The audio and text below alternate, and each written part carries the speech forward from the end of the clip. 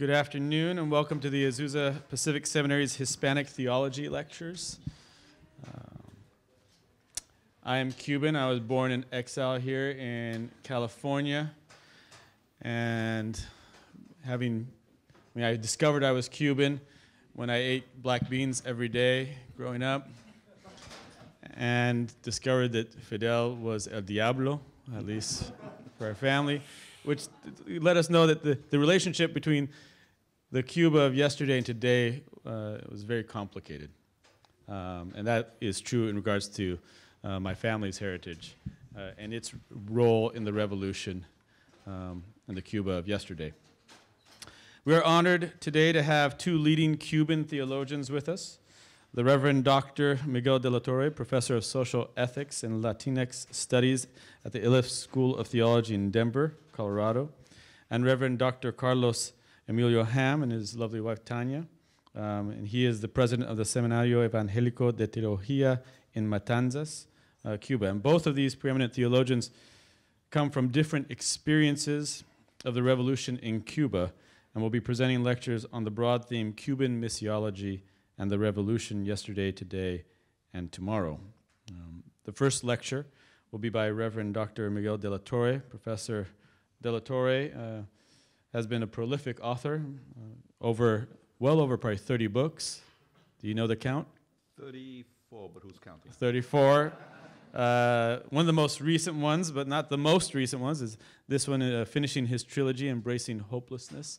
And it has another one coming out in December, Burying White Privilege and Resurrecting Badass Christianity. Right? Did I get that right? And that should be out soon with Erdman's. He has held many important academic offices, including being the president of the Society of Christian Ethics in 2012.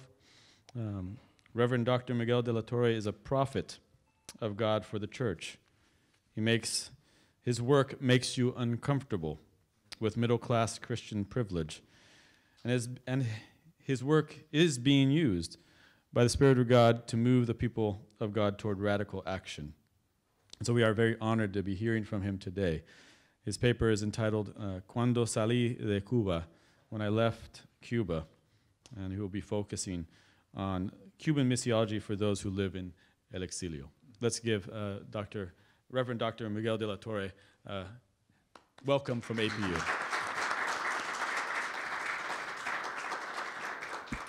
Gracias. I was going to write a very deep academic paper, and I decided not to. If you want to read something academically deep about this, I point you to my book, La Lucha for Cuba, Religion and Politics in the Streets of Miami. This was part of my dissertation.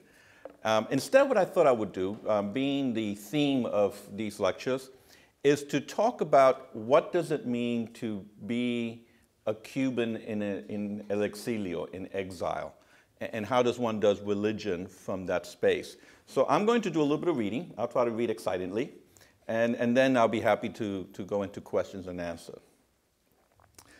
Theodore Adorno probably said it best. For a man who no longer has a homeland, writing becomes a place to live. I'm often asked why I write so much, but what choice do I have? For I have made my homes among words, attempting to construct my very being. Writing for the exiled becomes a crude attempt to find the elusive cure for the trauma which ails sojourners. A futile attempt to find wholeness in ambiguous words, comfort in unstable sentences, security among volatile pages.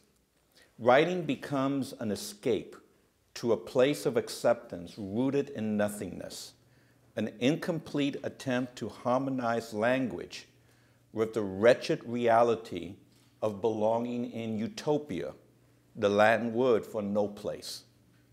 One usually defines their ethnicity by the land which witnessed their birth. I call myself a Cuban because I happen to be born on a particular Caribbean island. If that island of Cuba never existed, then there would be no such thing as Cubans. But what happens when the land which witnessed your birth is no longer available to you? When her blue skies cease to provide cover, How does one forge an identity in exile? What if your love for La Habana remains stronger than your allegiance for Babylon? How can I call myself a Cuban without a Cuba? If a Cuban was to write the Psalm 137, more than likely the first verse would read, "Beside the Miami River we sat and wept at the memory of La Habana, leaving our conga drums by the palm trees. Sing," they said, "some mambo. But how can I sing my rumba in a pagan land? Mi Habana, if I forget you, may my right hand wither." To live in exile goes to the heart of understanding why I, as a Cuban, cannot sing our rumba in pagan lands. Those of us who arrived in Babylon from Cuba as infants or small children struggle with the realization that we do not belong to the mystical Cuba de ayer of our parents, the Cuba of yesteryear. In spite of our determination not to forget Mi Habana, lest my right hand withers, the paradoxical space we find ourselves begs the question, how can we remember that which we have never seen? As I look at my two children born in the early 1990s, I realize that in spite of my efforts to raise them as Cubans, a term I struggle with to define myself, their skin is light enough and their lifestyle sufficiently middle class for them to assimilate easily to the dominant culture. My son's blonde hair and my daughter's blue eyes allows them to pass for whites. Can they define themselves as Cubans? Names like Ashley Gomez or Jordan Perez betray the extent of our assimilation, an assimilation understood by the exiled Jews who penned the 137th Psalm while sitting by the rivers of Babylon. But even those who refuse to assimilate still find their names being redefined in interesting ways, as we call people called Jesus as Jesse. Even my own name carries the stigmata of colonization. As a first grader learning to write my name, the Irish nuns at Blessed Sacrament wrote my surname as capital D-E, capital L-A, capital T-O-R-R-E. When I tried to explain that the D and the L should correctly be lowercase, they insisted that all last names had to be written in uppercase. When I refused, I had my knuckles racked with the ruler. To this day, as evident by the front cover of all my books, my name in print form appears with a capital D and a capital L. Forced assimilation was properly ingrained. So the pain which prevents me from singing my rumba is the knowledge that while my parents, my children, and myself belong to the same biological family, we live in separate cultural families. My parents died as broken-hearted Cubans, never again able to bathe in Cuba's warm tropical beaches, their bones interned in a foreign land which never accepted them, which despised their very presence. I will die as an unfulfilled Cuban, for even if the future allows me to visit or resettle on the land of my birth, it would never compare to the mystical imagination of Cuba my parents have taught me to cherish and love. My children will one day die as new Americans, remotely remembering their roots. They are no more Cubans than my parents are Americans. Both exist in two different worlds, connected only by me. Cuban sociologist Ruben Rubant labeled my in-between space as the 1.5 generation. While the first generation, consisting of my parents from the old world, faced the task of acculturation, managing the transition from one social cultural environment to another, the second generation, consisting of my children from the new world, faced the task of managing the transition from childhood to adulthood. We who are caught between these two spaces are forced to cope with both crisis-producing and identity-defining transitions. Exilio,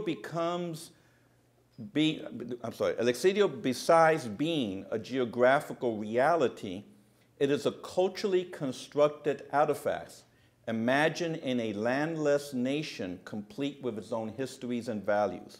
Or as the travel writer David Reef once observed, quote, the country of which Miami is the capital is an imaginary one, that of el exilio, end quote. A dismembered Miami becomes a remembered La Habana. The Cuban who went into the diaspora hoped and prayed for a quick return. But after 6 decades, they no longer hope nor pray. During their exile, they merged Christ with the sword to create the Christ of el exilio. Their lucha, struggle against Castro, became a holy war against the, quote, forces of darkness. In their minds, the defeat of Castro represents the eventual eschatological defeat of Satan and entrance into paradise. We who are Cuban refugees constructed a socio-political space where we attempted ceasing being the victims of U.S. dominant culture. But before we can create, we must embrace amnesia.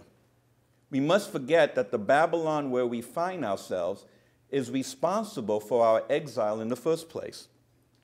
The first Euro-American Protestant worship service held in Cuba, excluding the brief English occupation of the 1700s, was held on the U.S. gunboat in 1871 in La Habana Harbor, officiated by Bishop Benjamin Whipple, an Episcopalian.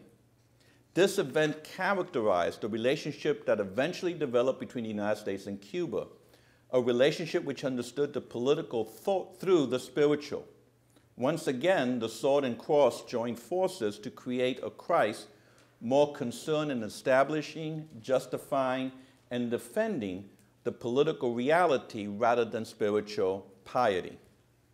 After Theodore Roosevelt saved Cuba from the Spanish Empire, United States Protestants attempted to save Cuba from Roman Catholicism. To be a Christian meant more than the acceptance of a Euro-American Christ as Lord and Savior. It also encompassed the acceptance of U.S. political, economic, and cultural institutions and practices. If the United States represented the so-called New Jerusalem, then part of Manifest Destiny was to spread the Euro-American Protestant Christ in order to overcome the heresy of Roman Catholicism. Protestant Christian magazines at the turn of the century described the military intervention in Cuba as, quote, an act of providence, a response to a, quote, Macedonian call. Euro-American imperialism was masked by a zealous understanding of Christ's mission in regard to Cuba, as illustrated in the following typical comment expressed in a church newsletter during the late 1890s, quote, the churchmen of our U.S. land should be prepared to invade Cuba as soon as the Army and Navy open the way, to invade Cuba in a friendly, loving Christian spirit, with bread in one hand and the Bible in the other, and win the people to Christ by Christ-like service, end quote. The imposition of a Euro-American Jesus resulted in neutralizing Cuba's spirituality in the same way that the imperialist policies emasculated the nation politically. Their ties with Euro-American capitalists was obvious. For example, the Methodist Catalyst School in La Habana was funded by and named after the founder of Coca-Cola. John D. Rockefeller helped establish a boarding school for boys in El Cristo, and the United Fruit Company in Banez and the Cuban American Sugar Company in Puerto Padre subsidized by the Quakers.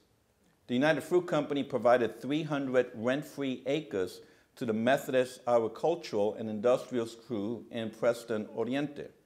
And Hershey founded a Presbyterian Agricultural School in Aguacate. Graduates of these schools usually took the managerial jobs representing the interests of the Euro-American benefactors. In the early 1960s, they had their descendants represent the bulk of those who left the island after the triumph of the revolution. Now, exilic Cubans, forgetting how U.S. imperialist designs are the main cause for our exile, create the fictitious Cuba de ayer as an alternative reality, a reality which becomes an economy of truth and lies. Cuba is the fantasy island of our dreams, an illusion, a construction of outsiders' imagination. So remembering La Cuba de ayer is a strategy against oblivion, a tactic by which Cuban Americans can survive as a people. Its construction creates a common past symbolically linking us to the land we left behind while defining our new exilic identity. If ethnic memory is future, not past-oriented, then La Cuba de ayer traps us in a social construction that prevents us from moving forward. Now, every Cuban who lives in exile has heard Celia Cruz sing the popular tearjerker, Cuando salí de Cuba, when I left Cuba. Celia, who was a dear friend of my mother and an honored guest at our wedding, was a modern-day psalmist capturing the pain of being separated from the land which defines our identity. Nunca podré morir, el corazón no lo tengo aquí. Allá me está esperando que vuelva allí. Cuando salí de Cuba, dejé mi vida, dejé mi amor. Cuando salí de Cuba, dejé enterrado mi corazón. Now, for those of you who have not yet to learn the language of the angels, let me translate for you. Never can I die, my heart is not here. Over there, it's waiting for me. It is waiting for me to return there. When I left Cuba, I left my life, I left my love. When I left Cuba, I left my heart buried. This popular Cuban ballad, written by a Chilean and sung as the hymn of the faith, illustrates the denial of our reality, hoping and dreaming of the day the Babylonian captivity ends and we return to our promised land. But the captivity has not ended, and it is now certain we will die among pagans on foreign soil. One of the last songs that Celia sang before her death in New Jersey in 2003 was titled, Por si acaso no regreso, in case I don't return. The hope of her earlier song turns to a painful dirge, capturing the final realization of our combined fate. Just in case I'm quoting the song, just in case I do not return, I take with me your flag, lamenting that my eyes will not see you liberated. In case I do not return, the pain will kill me. So much time without seeing you, my heart aches, end quote. Probably poet and Cuban activist Lourdes Casal said it best, quote, exile is living where no house holds the memories of our childhood, end quote. Both exilic Hebrews and Cubans were forced to deal with the incomprehensible pain. Judaism was constructed in Babylon through the pain of questioning the sovereignty of a God who would tear God's people from their homes and plant them in an alien land. A major concern for those in exile was their status as deportees. That the removal from the promised land by which their identity as Hebrews were constructed indicate a divine rejection, voiding any future participation in God's plan. Ezekiel addressing the exilic Hebrews' anxiety by attempting to construct a new covenant upon, quote, a single heart and, quote, a new spirit. For the prophet Ezekiel, the fall of the city was not a result of God's powerlessness, but of God's deliberate decision, qualified by the hope of restoration. Like the biblical Hebrews torn from their homes, God deliberately deserted us, but unlike them, there was no longer any hope of return or restoration. But exile does not provide opportunities by which to reinvent and reconstruct one's identity. But exile does provide opportunities by which to reinvent and reconstruct one's identity. Exile forged a new Judaic identity millenniums ago. Likewise, we Cuban Americans subconsciously reconstructed ourselves in Lacan's mirror. We internalize and naturalize our image in the mirror so that we can begin to shape outside structures, always masking our drive towards mastering them. This reconstruction took the form of La Cuba de ayer, the Cuba of yesteryear. La Cuba de ayer on U.S. soil creates a landless Cuban territory with its distinct cultural milieu and idiosyncrasies, serving to protect us from the pain of the initial economic and psychological difficulties caused by our uprooting. Cuba becomes more than just the old country. It was the mystical world of our origins. Cuba is the ethereal place where every conceivable item is mejor, better, where the sky is bluer, the sugar sweeter, the bugs less perky, and life richer. Everything aquí, here, when contrasted with allá, there, is found lacking. Unlike other immigrants group who left painful memories of the old country behind while joyfully anticipating what they perceived as a country where the streets were paved with gold, Cubans came to what they always perceived to be an inferior culture. Like the Babylonian Jews, we rejoice every time someone says, quote, "Let us go to our house," end quote, Psalm 122. Historically, El Exilio was always a place for opposing whoever was in power on the island.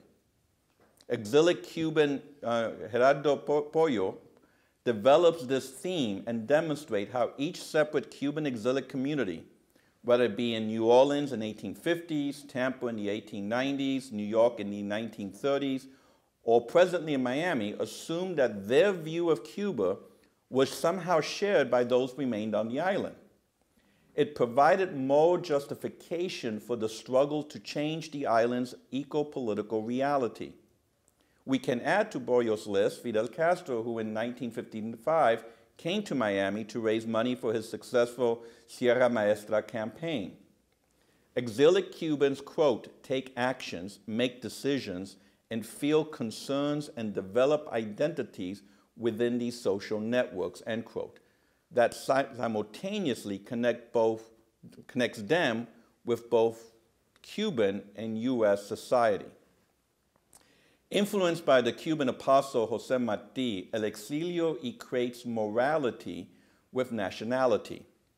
The assumption that Cubans on the island desire to be rescued by Cubans in El Exilio is rooted in Martí's words and action. Martí's plight as an exilic becomes central in his construction of Cuba Libre. The concept of two Cuba, the real Cuba that's aquí, here, as opposed to the morally degraded Cuba allá, there, and the responsibility of Cubans in the exilio to continue la lucha, the struggle, to save la Cuba de allá, is illustrated in a speech he gave in Tampa on November 26, 1891. Quote, you exilic Cubans must create allá, there, where the corruption proprietor rots whatever he looks upon, a new Cuban soul. Aquí, here, where we keep watch for the absent ones, where we create what must replace the things destroyed for us allá. Aquí, no words so closely resemble the light of dawn, no consolation enters our hearts with greater joy than the advent and effable word Cuban. To our patria crumbling in pieces allá, and blinded by corruption, we must take and devote the far-seeing country being constructed aquí. Martí's words, repeated over 100 years later, are appropriated and misappropriated in exilic Cuban sense of duty towards la patria that they have imagined in their minds. Living in exile becomes in their minds a sacrifice constituting a civic duty representing a grander moral basis. The struggle can never be forsaken, for the danger of exile is the end of our history. For people without a land will eventually cease to exist as they assimilate to the dominant culture. Our reconstruction of La Cuba de ayer ignores the reality that La Habana was an exotic space created by the United States, where the repressed lustrous appetites of whites within the U.S. could be satisfied. The commercialization of vice afforded North Americans the opportunity to experience life outside of their accustomed moral space. La Habana of 1958 was seen as the U.S. brothel where mafia-controlled casinos, holding the infamous distinction of being the sex and abortion capital of the Western Hemisphere. As a playground for North Americans taking a vacation from their morals, Cuba developed an unequal distribution of wealth while violating basic human rights. Jeremiah's condemnation of King Jehoiakim also applies to Cuba's elite who profited from this arrangement. They built their homes through the oppression of the people, says Jeremiah 22. No communal covenant based on justice and compassion existed between the elites and the masses.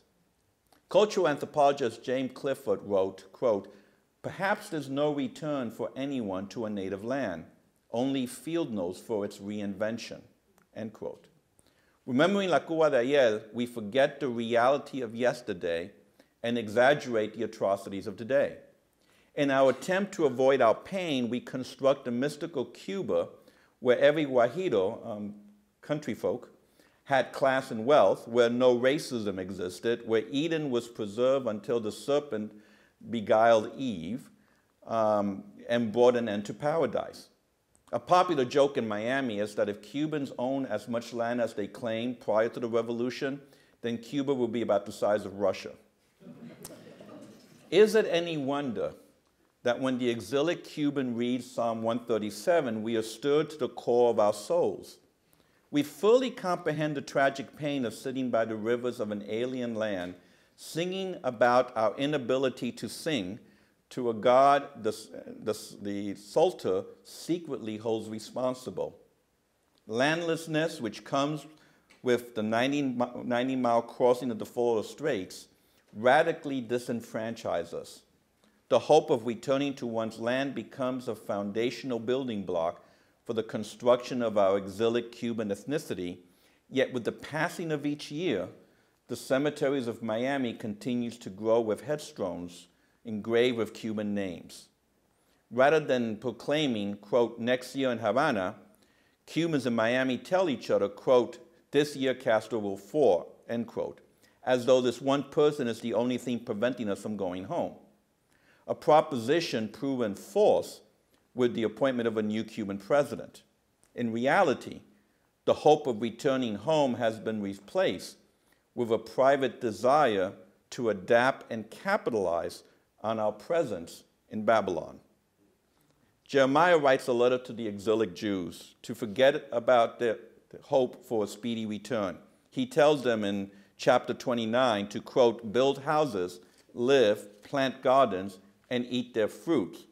They are to seek the peace of the city to which exile and pray to Yahweh for its peace. For in its peace, there will be peace for them as well, end quote. Like the ancient Jews, exilic Cubans are forced to relinquish the old world and deal with the reality of the new space they occupy. Our adherence to Jeremiah's dictates was facilitated by our former contacts with the elites of other Latin American countries, the possessions of necessary language skills and cultural links to deal with these contacts, our confidence in succeeding due to our habitus, as per Bourdieu, and our connections with United States Corporation developed when we were the representative back in the homeland. These advantages created a space that allowed us to bring new businesses to Miami and gain positions of power within the banking industry. We established, quote, "character loans" as a way of providing entrepreneurs the seed money required to start up businesses. This action helped create an ethnic enclave. We easily obtained labor from both family members and other recent refugees. With time, Miami Cubans with business acumen acquired in La Habana filled an economic space in Miami by offering United States products to Latin America. Cuban sociologist Guillermo Granilla explained this phenomenon, quote, "As the Western Hemisphere became more Hispanic, Miami was becoming the frontier city between America and Latin America," end quote. Redefining ourselves, we took advantage of the emerging frontier space. So exile brought success to many of us. In the closing chapter of 2 Kings, the disgraced king of Judah, Jehoiakim, is allotted a seat at the Babylonian king's table, quote, "above those of other kings," end quote. While life in Babylon contained numerous hardships, exiled Jews possessed the necessary habitats à la Bourdieu and resources to overcome their predicament. In Babylon, exilic Jews constructed a community whose legacy is still felt to this day. This independent and powerful community participated in the life of post-exilic Israel by providing financial support to the Palestinian community until the Roman destruction of the Second Temple. The importance of the Babylonian Jews for the construction of Judaism is evident by the monumental development of the Babylonian Talmud in subsequent centuries. So like an ancient exilic Hebrews, Cuban Americans suffered no unusual physical hardship, although they did suffer hardship, as I've been saying. On the contrary, life in exile also opened up opportunities that never existed in the homeland. Cuban sociologist Lisandro Perez states, quote, "In Miami, there is no pressure to be American. People can make a living perfectly well in an enclave that speaks only Spanish," end quote. Or as my dear departed mother bluntly put it, quote, "Even though I hate Fidel, I thank him every day. In Cuba, I had nothing, living on a dirt floor hut. But now, look at me. My two sons went to college and make money, and I own a house with Italian tiles," end quote. Like the Babylonian Jews, Cubans entered trade and grew rich, with some like Nehemiah ascending to the political structures to hold power over those who did not go into exile. Think of Ted Cruz and Mario Rubio as modern-day Nehemiahs, more interested in serving the interests of the king of Persia than those of their homeland and those who did not go to exile. The United States, and not the return, made the space where exilic Cubans ended up placing their hope. But while Jerusalem was falling, Jeremiah bought a plot of land in chapter 32. His message juxtaposes God's judgment with deliverance. The true hope for Jerusalem did not lay in Babylon. Rather, it was rooted in the homeland. Similarly, Miami Cubans see their exilic experience as positive due to their individual economic advancements. While they mistakenly look toward the United States to define the future of Cuba, they also look toward Cuba to define their present reality in this country. Separated from our land, La Cuba de Ayer protects us from extermination and creates the hope of one day returning to the Promised Land. Some 50 years after leaving as a toddler the island of my parents' imagination, I return. Returning to the land by which I claimed my identity was gut-wrenching.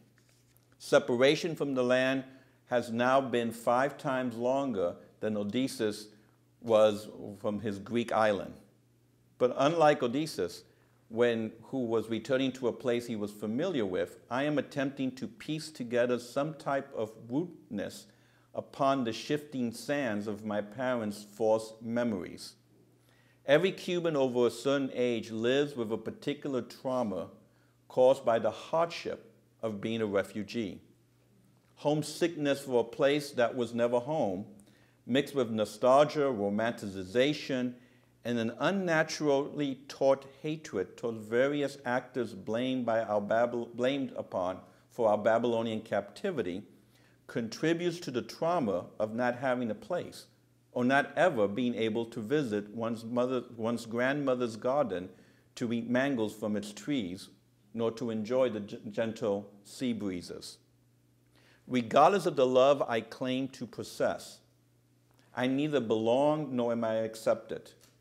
The Byzantine process of obtaining a Cuban passport so I can return, with multiple obstacles and high fees, reinforces that I still am and always will be a gusano, a maggot, who betrayed my homeland in favor for the Yankee imperialists. A betrayal I am held responsible for, even though I could barely walk and talk when it occurred.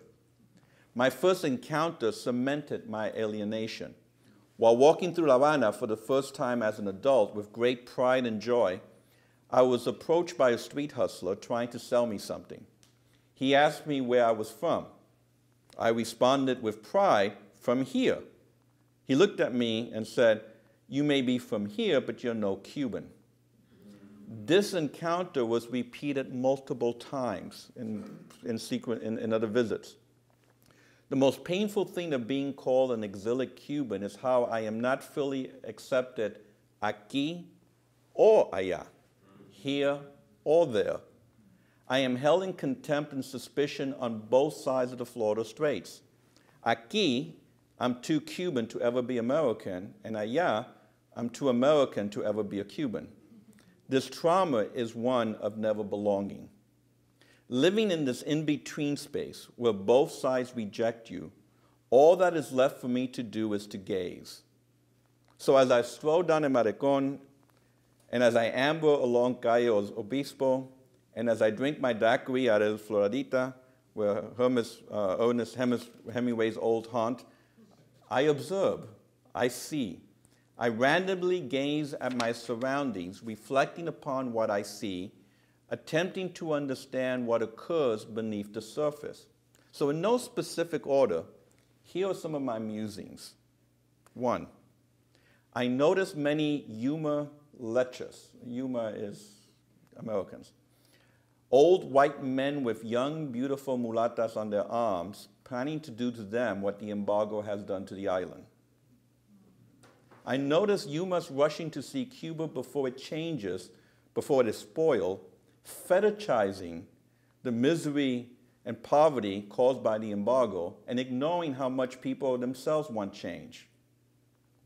I notice La Buena Presente, where the faces of tourism representatives have a light complexion, thus denying their darker compatriots lucrative tourist tips. I notice how liberals, from the safety of first world middle-class privilege, paint Cuba as some paradise, ignoring how sexism and racism continue to thrive, along with a very sophisticated and not so well-hidden classism connected to political power. I notice how conservatives, with an air of superiority, paint Cuba with brushes which impose hues of oppression to color a portrait of repression ignorant of the survival mentality of a people, fluent in doublespeak and a sharp tongue of criticism. I notice tourists who can't salsa dance in well-preserved streets while a block away from the merriment are inhabited buildings on the verge of collapsing because of our illegal and immoral embargo. I notice Trumpites insisting on removing the human rights violation splinter out of Cuba's eye while ignoring the log of Border Patrol abuses against the undocumented, the log of where black lives just don't matter, the log of paying women lower wages than men for the same job, the log of unthreading a safety net which keeps people alive, and all the other human rights violation logs firmly lodged in the USI. I noticed the swagger of conservative Yumas quick to dictate the conditions under which they will recognize someone else's sovereignty, holding on to the self-conceived hegemonic birthright of empire. And I noticed the false dichotomy created by barstool pundits between ending genocidal U.S. embargo and the need for greater political participation from the people. This is not an either-or, this is a both-and. Since these contemplations, I have returned several times as a foreign visitor with a Cuban passport.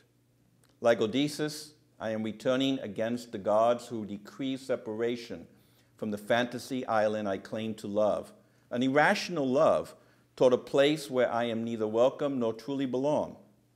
And yet I am reminded of another refugee who also spent his life wandering the earth with no place he could call home or where he could rest his head. According to Jose Marti, quote, "Let those who do not secure homeland live under the whip and in exile, watched over like wild animal, cast from one country to another, concealing the death of their souls with a beggar's smile from the scorn of free people." Thank you.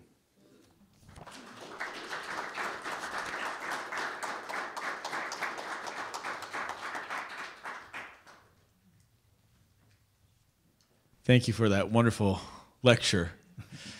We have time. We have about 15 minutes for questions and some conversation. So if you have a question, I'll pass the mic. So when you came back from Cuba, when you were visiting and coming back here, did you get a sense that you came back home when you landed? No. No.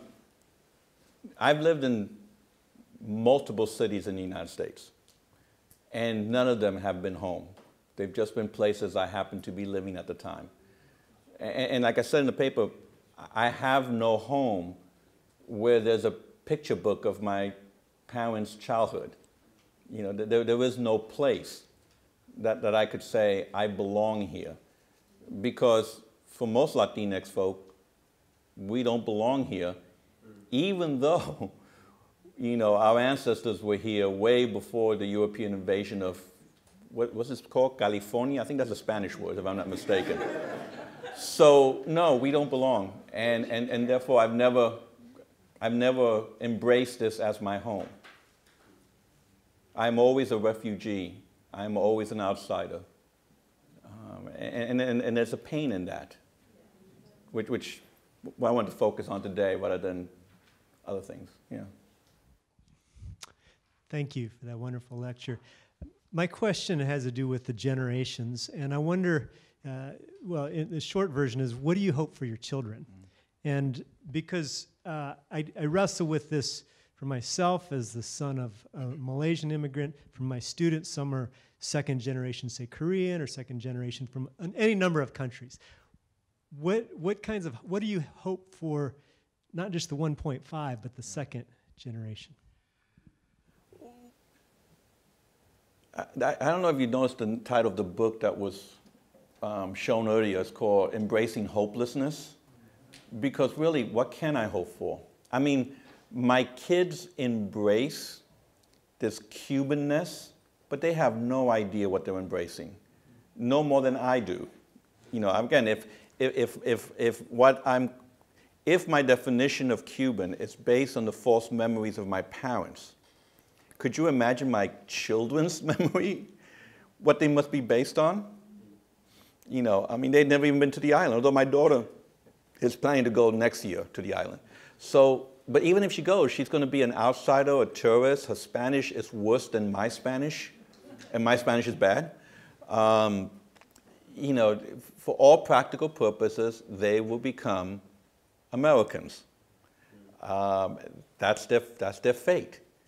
And you know, even if they marry Latinx, they won't be Cubans, and I realize that. And I can't hold it against them, but there's a tremendous sadness there.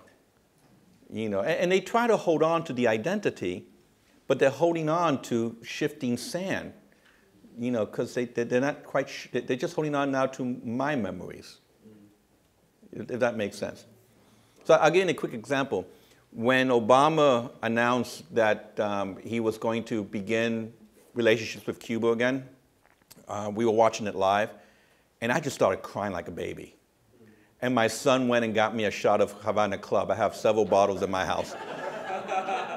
And, you know, and he tried to relate, but he really couldn't, and he's a 26, he could not understand that moment of pain and emotion and the release of pain. And of course now it's like, so, yeah. Thank you, Miguel. I'm reminded of Isasi Diaz, Ada Maria, another Cuban, that she says, La Habana, that city that inhabits me. Yeah. You know, that's an evocation of that construct. But my question is, I mean, you're being obviously quoting, and your dear, one of your dear mentors, Martí. How do you see yourself participating in whatever happens to that idea of Cuba and reality of Cuba? I mean, what is your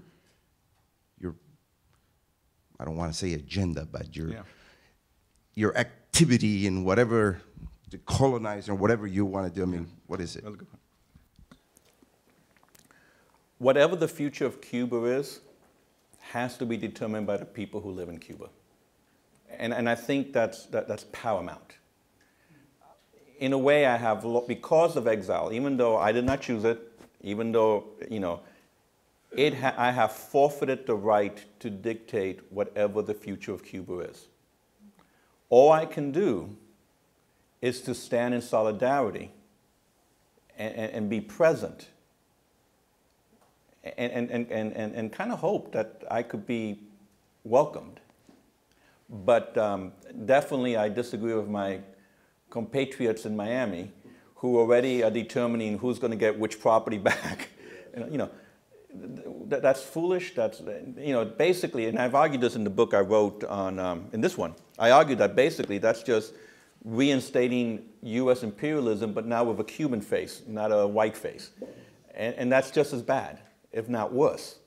So what I hope for the future is some kind of reconciliation where I could go back. You know, and quite frankly, if I'm really honest, my secret desire is to eventually retire and live in Cuba and die there. I mean, that's what I really want. I doubt it'll happen. You know, and this pain of exile is so deep, as you know, that, you know, I'll share with you. I mean, I've even engraved it on my skin. If I could get this open. I mean, it's like, it's so deep. It's a love that's so mystical. And of course, I have Moriré de cara al sol from Martí's famous poem.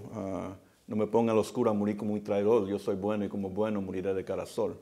So, trying to hold on to these symbols, of which I really have to learn what those symbols are,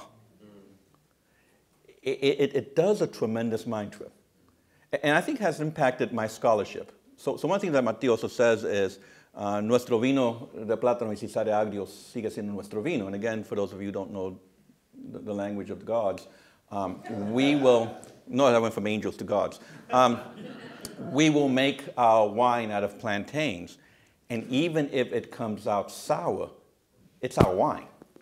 So I'm trying to figure out what are the ingredients of my wine apart from the colonizing gaze that I have been taught since I was a child. It's not an easy process.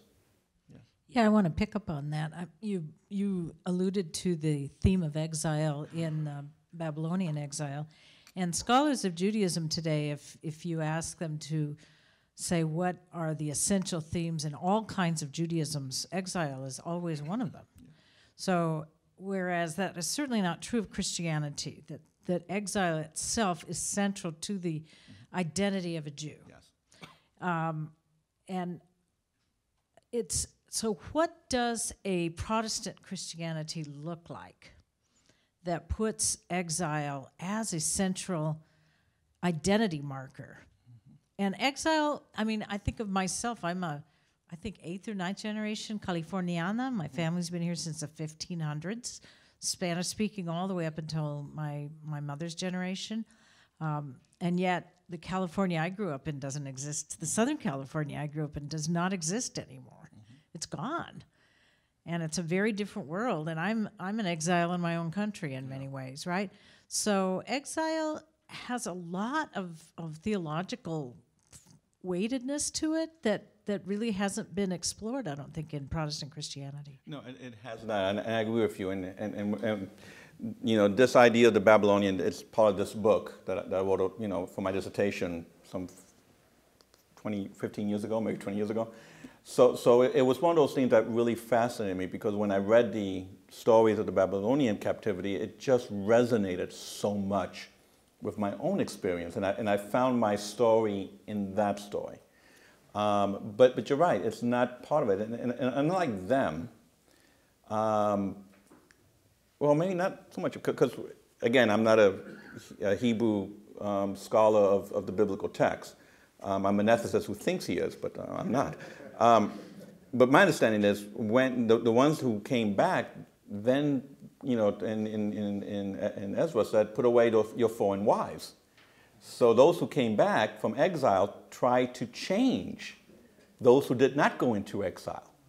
You know, and I could just imagine the Cubans in Miami going back and say, well, put away your socialist medicine and put away your some of the advances that were made, the literacy, accomplishments that were made in Cuba. So I could see the future if we would, and of course, nothing in history does not repeat itself, but there is that paradigm of those who went into exile, who were very successful commercially, coming back from exile and telling those who stayed, oh, well, you are dumb people, you don't know what you were doing, put away those foreign wives, we're going to teach you what it means to be Cuban. And that's pretty much what I'm writing about and against. This way. That's why I say, when you're answering your question, whatever the future of Cuba is, that's not for me to say. I mean, I would love to be part of that conversation, but I can't because it opens the door for other people in Miami to all of a sudden want to also be part of that conversation, and they can't be. So you can't ask a question of a poet. My son is a poet, Brazilian, American, Kiwi, in exile. But I chose to be a missionary, not in exile, but choosing. So I have identity. As a poet, he has no identity. And I listen to you and you say there's hope, there's no hope, there's no hope. There's healing, there's no healing. Right. Is there healing? Is there healing for those who are exiled? I will never be healed. The trauma of my life would not be healed by anything. And that's what I'm saying. I mean, there is a loss there. And, I could try to sugarcoat it by saying, oh, yeah, God will heal me and everything's going to be great. But no, there was pain there. And the pain comes out in some unusual ways in unusual times. Like I said, when Obama said he was going to begin, I mean, I was crying for about an hour. And I shocked myself that I have bottled that up inside for so long. That the hope that maybe I could go, start visiting more often, just, it broke me. And then when I'm seeing what's going on now with our present administration, it's breaking me in a very different way. So no, I don't see healing, and I don't see hope. I see just the consequences of U.S. foreign policy in the early 1900s as it tried to replace Spain as the empire. Oh, yeah, I am. Oh, absolutely. Read my book, definitely. Oh, absolutely. I'm happy. I mean, I'm a happy, hopeless person, but no, it's hopeless. Excuse me, because I cannot speak English as well like my husband, like you. I need to talk in Spanish. La historia nuestra es diferente. Siendo cubanos de aquí y de allá. Our history is different, as both of us, we're Cubans on each side of the sea. Y yo te agradezco, Miguel, porque hoy, en este momento, he podido entender a mis hermanos cubanos mejor que viven fuera de Cuba. And I appreciate your presentation because it allows me to understand better the reality of our fellow Cubans that live on the other side of the ocean, which is not so different compared to our situation, those that live in Cuba, particularly our generation. I have cousins that live here in the States that left Cuba when they were very young.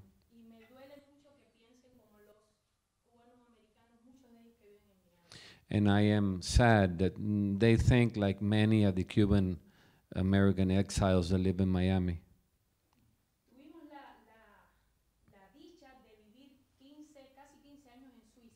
We were fortunate to live around 15 years in Switzerland.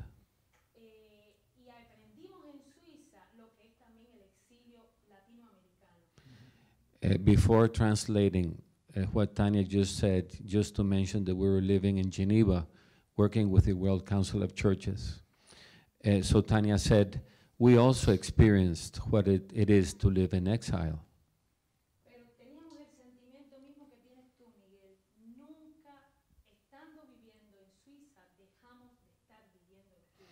But we had a similar experience like the one you said, Miguel. Living in Geneva all those years, we always felt foreigners.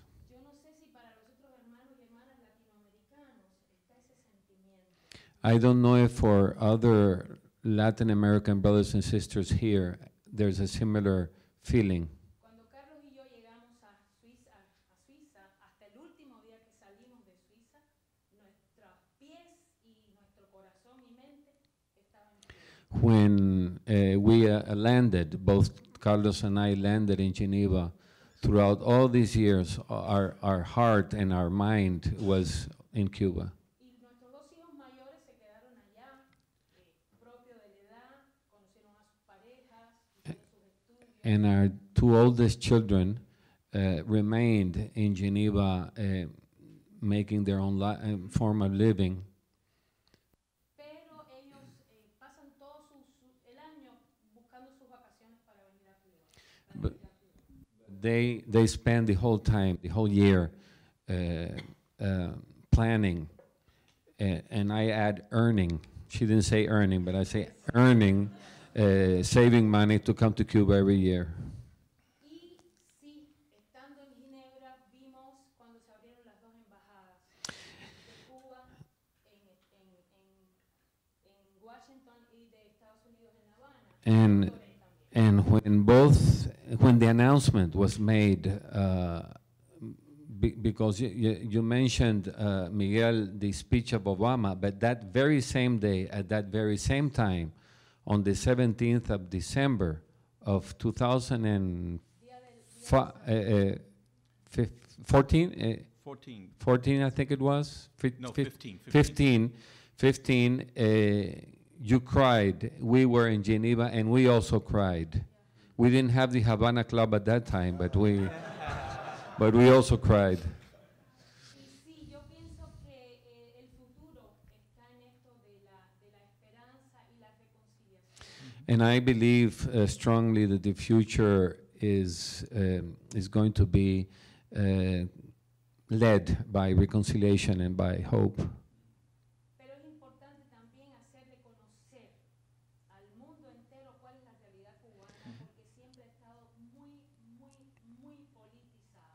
But I think it's important for the world to know a bit more about the Cuban reality because it has been highly politicized. Y lo que la mayoría del mundo conoce de Cuba es lo peor.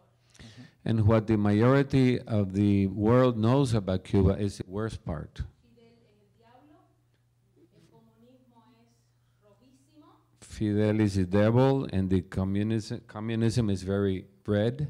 y yo recuerdo cuando en los años 90 hubo esa apertura nuevamente en nuestras iglesias y las iglesias se llenaron de personas. And I remember in the 1990s when our churches were completely full of people again. Los que nos habíamos quedado durante todos los años en la iglesia sentimos un poco de envidia o de malestar con los que llegaban a las iglesias después de esta apertura. And those of us that remained faithful in the churches during those difficult during those difficult times, felt a bit uncomfortable with the returning of the church members that left. Porque nos habíamos acomodado a nuestra manera de ser iglesia y nos molestaba que vinieran otros a decirnos cómo ser iglesia. Because we felt comfortable in our way of being church, and we were a bit uncomfortable trying to hear the opinions that these people brought, brothers and sisters brought, on how we should be as churches. Pero yo pienso que tenemos que aprender de los dos lados.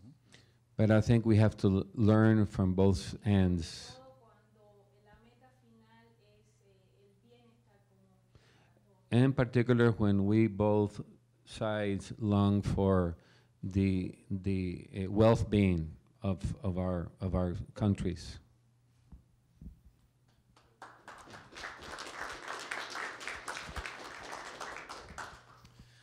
Thank you very much, Miguel, Tanya.